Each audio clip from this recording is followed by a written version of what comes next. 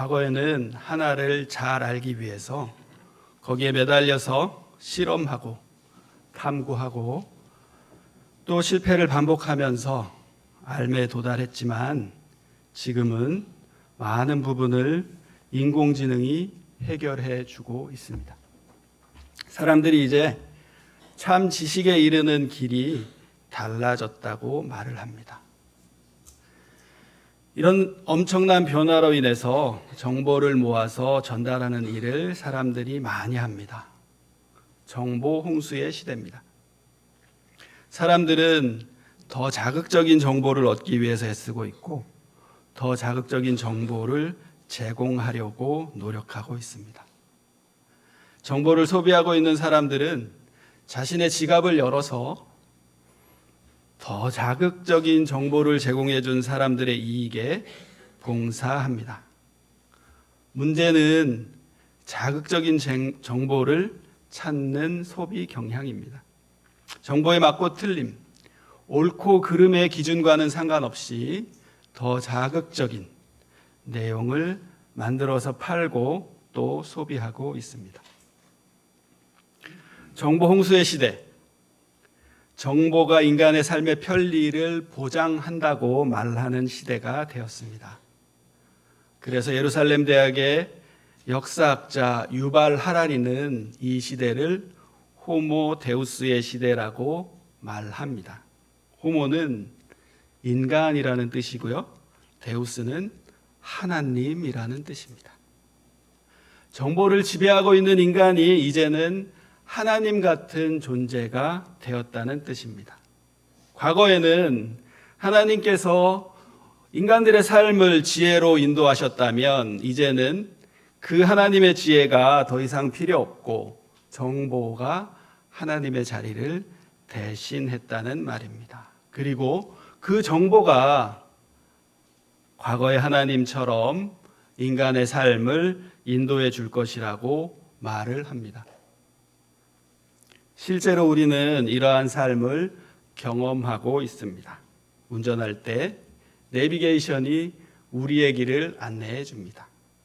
내비게이션은 AI의 작품입니다. 심심하면 인터넷을 열면 됩니다. 각종 영상들이 우리를 기다립니다. 인공지능은 우리가 좋아하는 컨텐츠들을 잘 알고 그런 컨텐츠를 띄워줍니다. 시간 가는 줄 모르고 그 컨텐츠에 빠지기 일쑤입니다. 은행 갈 필요도 더 이상 없습니다. 맛있는 것을 먹고 싶으면 앱을 열어서 주문하면 됩니다. 아프지 않게 작은 도구 시계가 우리의 건강을 체크해주고 있습니다. 하나님 대신 정보가 우리의 삶을 지배하고 있는 이 시대에 과연 그리스도인으로 살아간다는 것이 무엇인지 질문하게 됩니다. 어떤 이들은 이제 기독교의 시대는 저물어가고 있다고 말을 하기도 합니다. 그도 그럴 것이 인공지능이 하나님의 자리를 대체했으니 말입니다. 하나님을 잘 모르는 무신론자들이 하나님 없이 살 수 있다고 하는 말들은 이해할 만합니다. 그런데 안타까운 현실은 기독교인들 사이에도 불안과 불신이 퍼져가고 있다는 점입니다.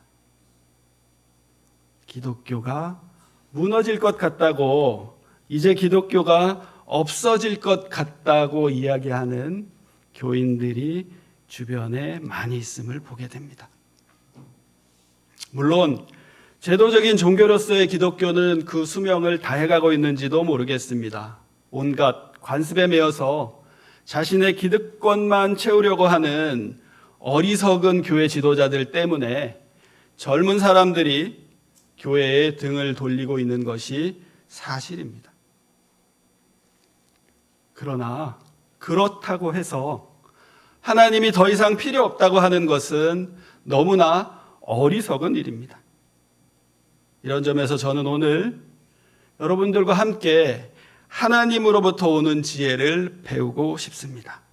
오늘 우리가 읽은 성경 본문을 통해서 하나님의 지혜를 배우고 이 지혜를 바탕으로 이 시대를 당당하게 살아갈 수 있는 그리스도인이 되는 길을 찾고 싶습니다. 첫 번째로 함께 나누고 싶은 내용은 오늘 마태복음의 말씀을 통해서 본 예수님의 가르침입니다. 오늘 본문은 예수님께서 하나님의 나라의 진리를 가르치시면서 하나님의 나라의 백성인 그리스도인들이 어떻게 살아가야 하는지를 보여주시는 산상수훈의 말씀입니다. 산상수훈은 예수님의 가르침의 가장 중요한 핵심 내용입니다. 이 말씀은 마태복음 5장의 팔복의 말씀으로 시작해서 오늘 우리가 읽은 반석 위에 집을 지으라는 말씀으로 끝을 맺습니다. 다시 말씀드리면 오늘 우리가 함께 읽은 본문의 말씀은 예수님께서 가르쳐 주신 산상수훈의 결론에 해당됩니다. 주님께서는 산상수훈의 결론에서 집을 반석 위에 짓는 지혜로운 사람이 되라고 말씀하시고 계십니다.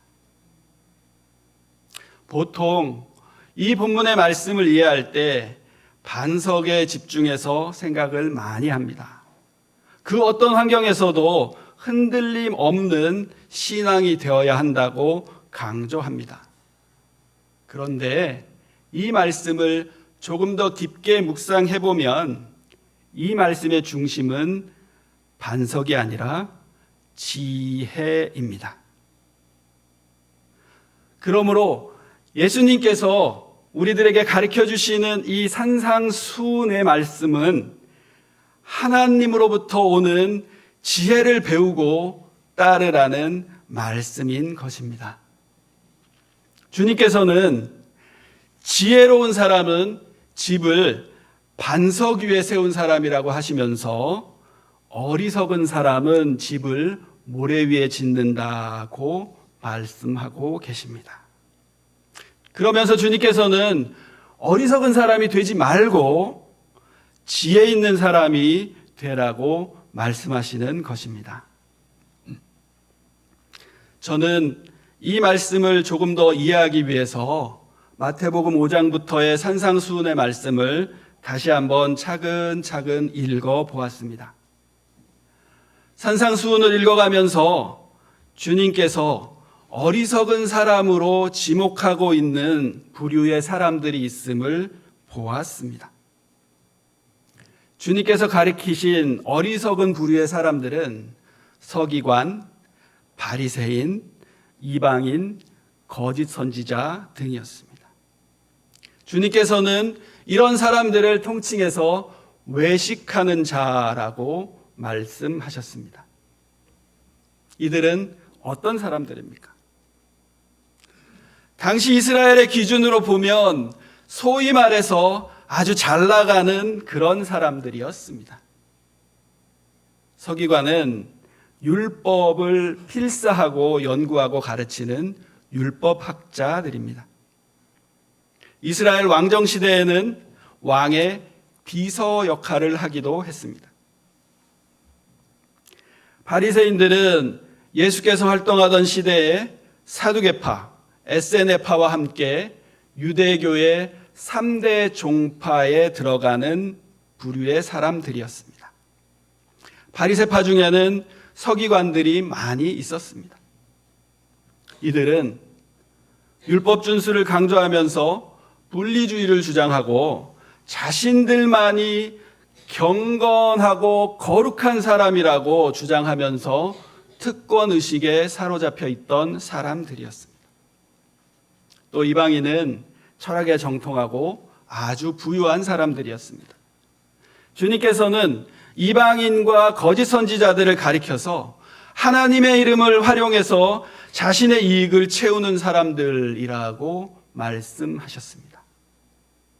비록 이들이 겉으로 보기에는 부유해 보이고 힘이 있고 잘 나가 보이는 사람들이지만 주님께서는 이들을 외식하는 자들이라고 말씀하시면서 외식하는 자들을 경계하라고 하셨습니다.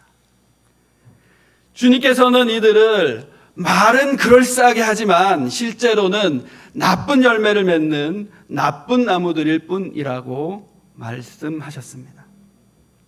그러면서 주님은 아름다운 열매를 맺는 좋은 나무가 되려면 집을 모래 위에 짓는 어리석은 사람이 되지 말고 반석 위에 짓는 지혜로운 사람이 되라고 말씀하셨습니다. 주님께서 산상수훈에서 말씀하신 반석은 무엇이고 모래는 무엇일까요?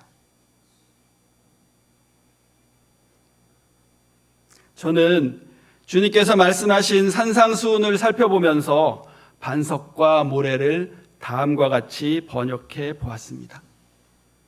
너는 사랑 위에 집을 짓는 지혜로운 사람이 되고 욕망 위에 집을 짓는 어리석은 사람이 되지 말아라. 너는 사랑 위에 집을 짓는 지혜로운 사람이 되고 욕망 위에 집을 짓는 어리석은 사람이 되지 말아라. 제가 이렇게 해석한 이유는 주님께서 산상수훈에서 말씀하신 가장 중요한 핵심 내용을 한 단어로 말씀드리면 사랑이기 때문에 그렇습니다. 그리고 외식하는 자들은 자신들의 욕망에 따라서 자신들의 이익을 위해서 하나님의 이름을 이용하는 사람들이기 때문에 그렇습니다.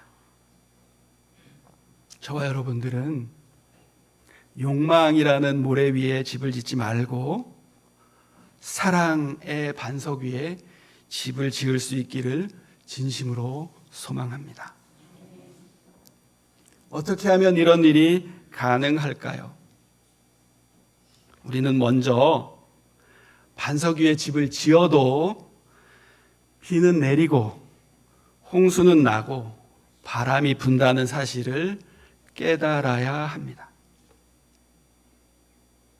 반석 위에 집을 지어도 비는 내립니다. 바람은 붑니다. 홍수는 납니다. 믿음의 반석을 든든히 세웠다고 해서 우리의 삶이 다른 사람들이 경험하면서 살아가는 여러 가지 크고 작은 어려움들을 겪지 않는다는 의미가 아닙니다. 저와 여러분들이 하나님의 나라에 들어가서 하나님과 함께 살게 되는 그날까지 우리는 여전히 불완전한 이 세계에서 살아가야 합니다. 바람도 불고 홍수도 나고 비도 오는 것이 삶의 순리입니다. 하지만 집을 사랑의 반석 위에 세운 사람은 비가 오고 바람이 불고 홍수가 나도 흔들리지 않습니다. 오히려 사랑 때문에 더 단단해집니다. 더욱더 하나님을 의지하게 하고 함께 어려움을 당하고 있는 사람들을 돌아보면서 서로를 사랑으로 위해주고 기도할 수 있게 만들어줍니다. 사랑은 이렇게 우리의 믿음을 더욱더 단단하게 만들어줍니다. 하지만 욕망의 모래 위에 집을 지은 사람은 비가 오고 바람이 불고 홍수가 나면 자신의 욕망이 채워질 수 없음을 발견하고 좌절합니다.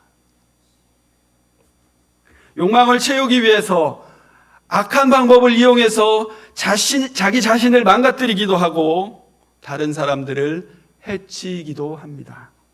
결국 하나님의 영광을 가리고 맙니다. 잘못 오해하면 욕망 자체가 나쁜 것이라고 생각하기 쉬운데 그렇지는 않습니다. 왜냐하면 하나님께서는 저와 여러분들을 영과 육이 함께 있는 존재로 만드셨기 때문입니다. 육체를 가지고 있는 우리는 삶의 기본적인 욕구, 욕망이 있습니다. 욕망 자체는 죄악이 아닙니다.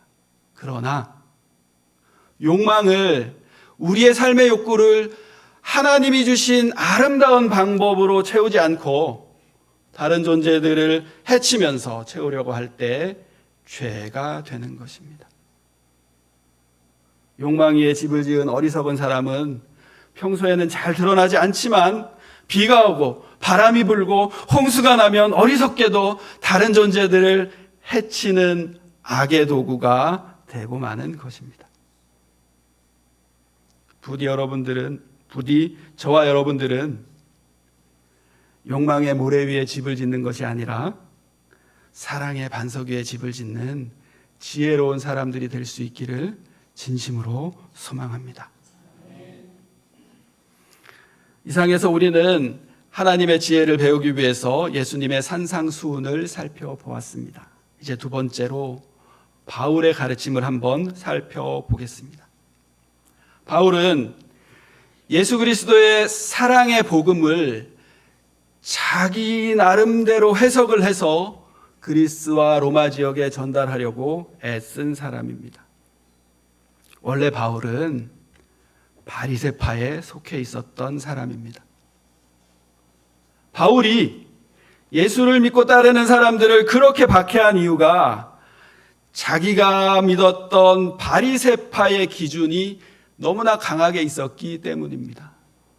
바리새파의 기준으로 보면 예수는 메시아가 될 수 없었습니다. 그러나 예수를 믿는 사람들을 잡아 가두려고 다메섹 도상으로 가던 도중에 바울은 주님을 만났습니다. 주님을 만난 이후로 주님의 사랑에 감동되어서 주님의 사랑, 복음을 전하는 사람이 되었습니다. 그의 한 손에는 복음을 들고 다른 한 손에는 그가 배워온 그리스 철학을 들고 그리스와 로마 지역에 있던 사람들을 하나님의 사랑으로 설득해냈습니다.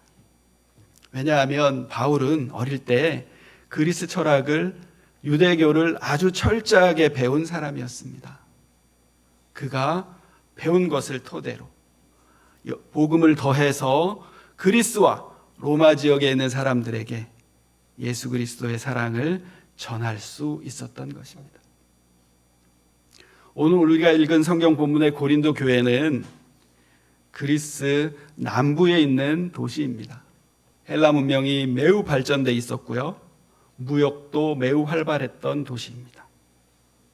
그리스 철학에 밝고 무역을 통해서 부유한 삶을 살았던 고린도의 시민들은 참된 지혜가 무엇인지에 대해서 많이 논쟁했다고 합니다.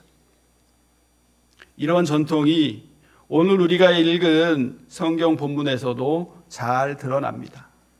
오늘 우리가 읽은 성경 본문의 앞을 조금만 더 읽어보면 고린도 교회 교인들이 파벌을 만들어서 싸웠다는 이야기가 나옵니다.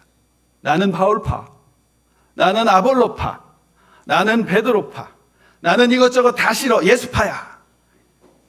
이렇게 하면서 싸웠다고 합니다. 어쩌면 지혜를 향한 그들의 열망이, 그들의 열정이 만들어 놓은 자연스러운 결과라고 생각할 수도 있을 것 같습니다. 그들은 이런 논쟁을 통해서 자기 자신이 더 우월한 존재라고 생각할 수 있었던 것 같습니다. 바리새파 전통에서 자란 바울은 고린도 교인들의 이러한 심리를 너무나도 잘 알고 있었습니다. 그래서 바울은 그들에게 엄중하게 경고합니다. 파벌을 짓고 누가 더 잘났는지 다투는 일은 어리석은 짓이라고 바울은 고린도 교회 교인들을 향해서 설교하고 있습니다. 그러면 바울이 배우라고 이야기한 하나님의 지혜는 무엇일까요? 바울은 하나님은 세상의 미련한 것들을 택하셔서 지혜 있는 자들을 부끄럽게 하시고 세상의 약한 것들을 택하셔서 강한 것을 부끄럽게 하시고 세상에서 쓸모없게 여기는 것들을 택하셔서 중요하다고 생각되는 것들을 없애시는 분이시라고 이야기하고 있습니다. 바울의 이 이야기를 잘못 오해하면 하나님이 억울하고 약한 사람들을 택하셔서 세상에 힘 있는 사람들을 물리치신다는 의미로 생각하기 쉽습니다. 나는 약하지만 하나님은 강하시기 때문에 하나님이 이 세상을 다 이겨주시고 마침내 나에게 승리를 주실 것이라는 의미로 생각하기 쉽습니다. 그러나 바울이 이 말씀을 한 의미는 약한 자가 강한 자를 결국 이긴다는 승리의 논리가 아닙니다. 왜냐하면 승리의 논리는 결국 약자가 승리해서 강자가 된다면 또 다른 약자 위에 군림하는 상황이 반복돼서 일어날 것이기 때문입니다. 이것은 복음이 아닙니다. 오히려 바울이 말한 복음은 십자가로 완성하신 예수 그리스도의 사랑입니다. 너희들 그 많은 지혜를 자랑할 것이 아니다. 십자가 앞에서는 그 어떤 지혜도 그 어떤 일도 아무것도 자랑할 것이 없다는 뜻입니다. 우리가 자랑할 것은 십자가뿐이라는 말씀입니다. 하나님께서는 십자가라는 당시에 가장 약한 도구를 사용하셔서 사탄의 가장 강력한 도구인 죽음의 공포를 깨뜨리셨습니다. 그 십자가 덕분에 온 인류에게 구원이 찾아왔습니다. 세상의 지혜도 그 어떤 힘도 중요하다고 생각하는 그 어떤 것도 우리에게 구원을 주지 못합니다.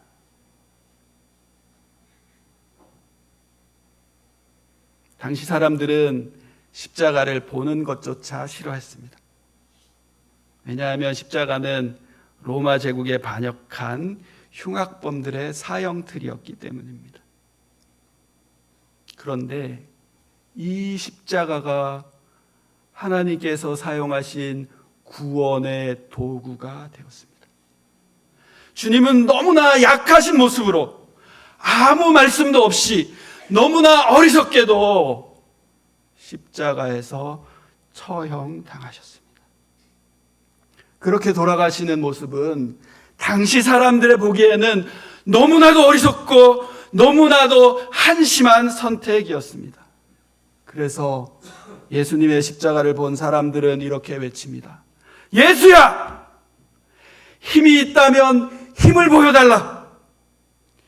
지혜가 있다면 그런 죽음을 선택해서는 안 된다. 이 어리석은 예수야, 십자가에서 내려와 봐라. 그러나 주님은 사람들의 그런 외침에 아무런 반응도 하지 않으셨습니다. 너무나 어리석게도 묵묵히 그렇게 십자가를 지셨습니다. 그런데 이 어리석고 이 무기력하고 이 한심한 선택을 하나님은 사용하셨습니다. 세상에 지혜 있는 힘 있는 사람들을 물리치셨습니다. 마침내 하나님께서는 예수님을 가장 높은 자리에 들어 올리셨습니다. 바울은 빌립보서 2장 5절부터 11절에 하나님께서 예수님의 이 어리석은 선택을 어떻게 활용하셨는지 노래로 들려주고 있습니다. 너희 안에 이 마음을 품으라.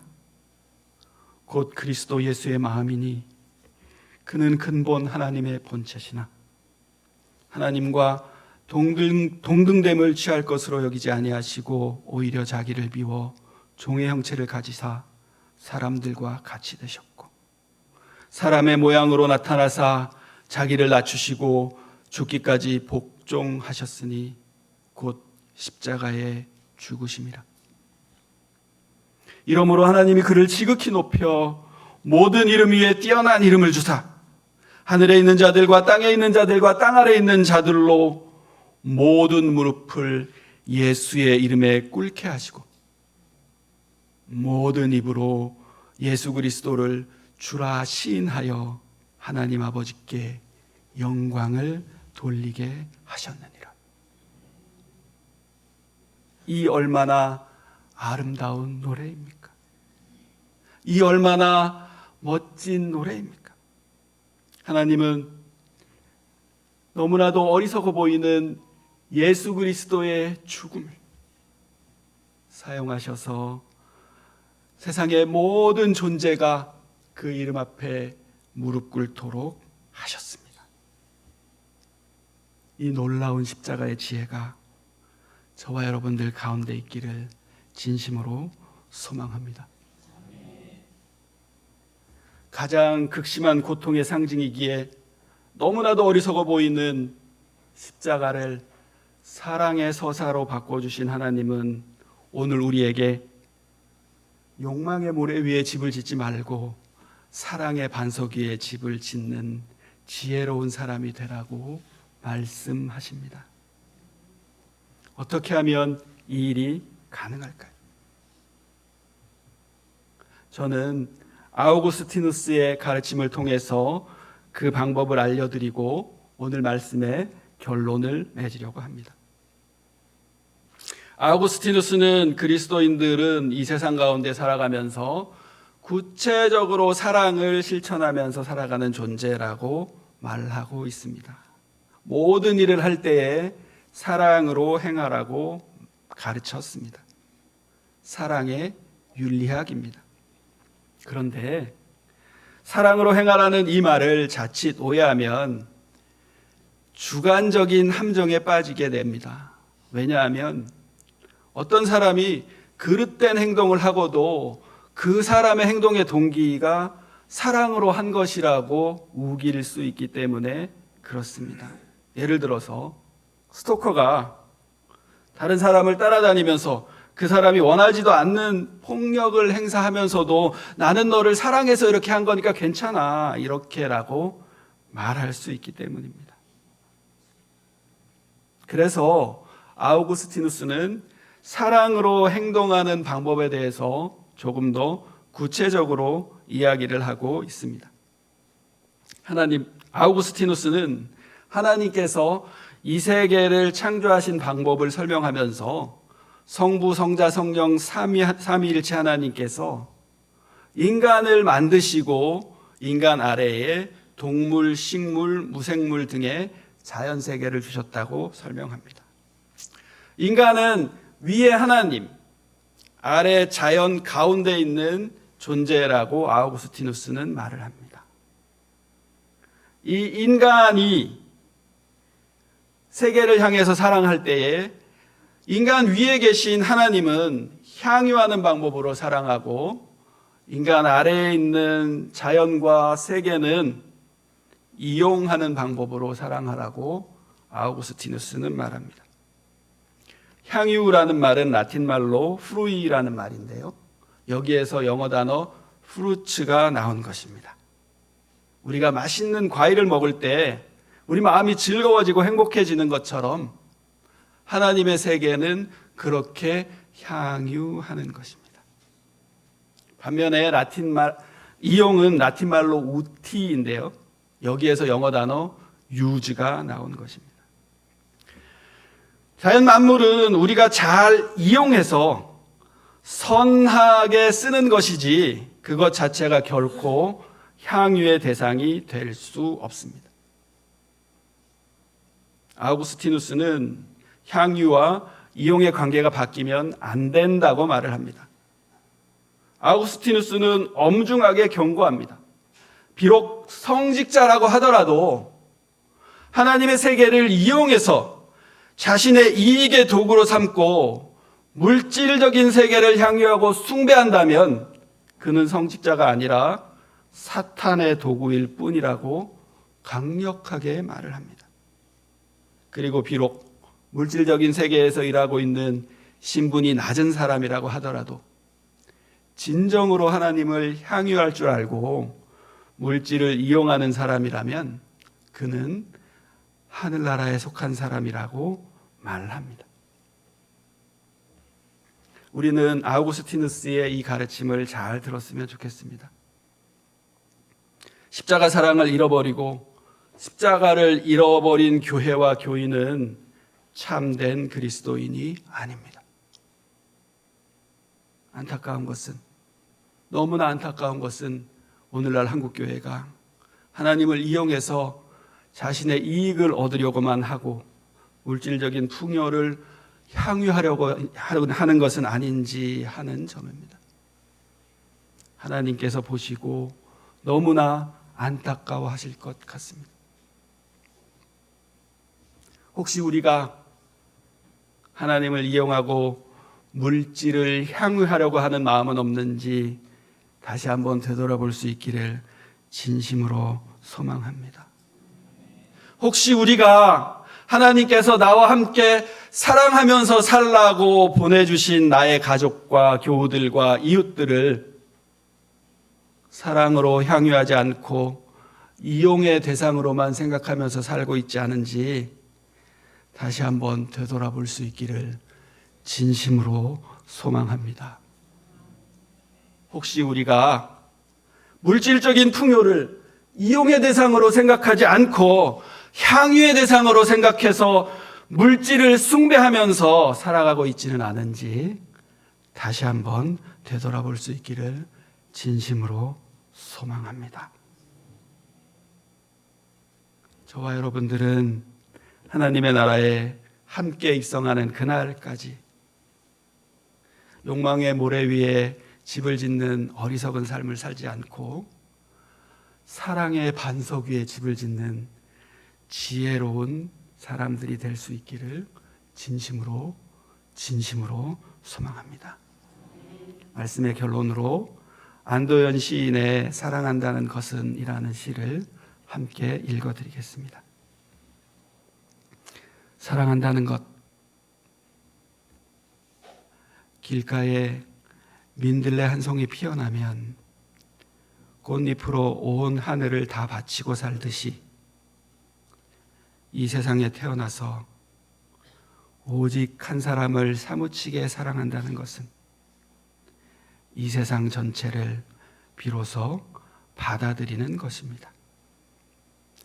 차고 맑은 밤을 뜬 눈으로 지새우며 우리가 서로 뜨겁게 사랑한다는 것은 그대는 나의 세상을, 나는 그대의 세상을 함께 짊어지고 새벽을 향해 걸어가겠다는 것입니다. 기도하겠습니다. 하나님 아버지, 감사드립니다. 너무나도 어리석어 보이는 십자가를 통해서 구원을 완성하신 사랑의 하나님의 지혜를 함께 배울 수 있게 하신 것 감사드립니다. 이제 우리는 욕망의 모래 위에 집을 짓는 어리석은 사람이 되지 않고 사랑의 반석 위에 집을 짓는 지혜로운 사람이 되기를 다짐합니다. 하나님을 향유하고 내 옆에 사람들을 사랑으로 향유하면서 우리에게 맡겨주신 물질을 잘 이용해서 하나님의 사랑을 더욱더 드러낼 수 있는 저희들이 될 수 있도록 축복하여 주시옵소서. 예수님 이름으로 기도드렸습니다. 우리 함께 일어나서